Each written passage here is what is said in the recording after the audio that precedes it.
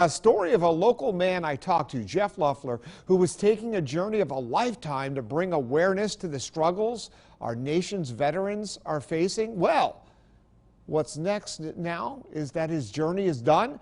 I caught up with him late last week to find out. And let me tell you, the journey may be over, but what he has done doesn't mean his mission is finished.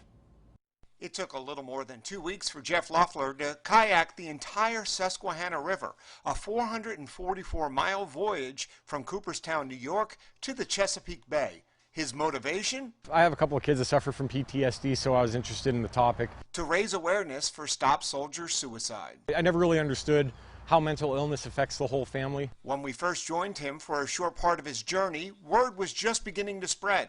He was the only one that paddled the hundreds of miles. I had a lot of support, I had, friends and family help me out the whole time. We had help from like Merkel, who sponsored us, and I didn't do it single-handedly. Help coming in a different form, a current of people that continued to grow. There was a lot of cross currents and whirlpools. Brent Basinger helped Jeff kick off in New York in floodwaters. Zach Sangiorgi of Duncansville paddled along for a while and helped provide Jeff with a new boat when his got damaged in Harrisburg. And a man named Mark stepped up, helping guide Jeff on GPS to assist him the rest of the way. As Jeff reflected on his achievement, he told us the hardest part came after our time together. A hole in the boat in Harrisburg, and then a very rough end. The hardest leg was actually the shortest leg, and that was with the dams on the lower end. Portaging, hiking, mud more than a knee deep, and even losing a shoe, still he pressed on.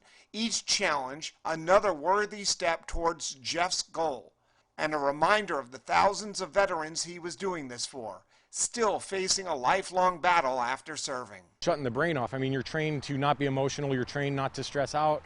Well, when you get back into regular life, you still have all this stuff going on in your head, and it's really hard to adjust. Some stopped along the river to tell their stories. The majority of the stories that I got were that, I didn't have trouble while I was serving. It was when I got out of service is when the trouble really started to hit, when things started to catch up, when I really started to have, emotional or psychological troubles, and how it affected their family too. Jeff wants to continue to help our heroes seek the help they need. When you're in a funk, or you're in a dark place, a lot of times you can't get out of that dark place on your own. You need someone to help pull you out of the quicksand. And hopes others will step up, just like a current of people that helped him overcome his own battle. Don't hold it in. Contact someone, someone at a church, a neighbor, a friend, a fellow veteran. Seek professional help, but don't just get locked into it, because it cycles, it loops in your brain. And the only way to break that loop is to shed some light on it.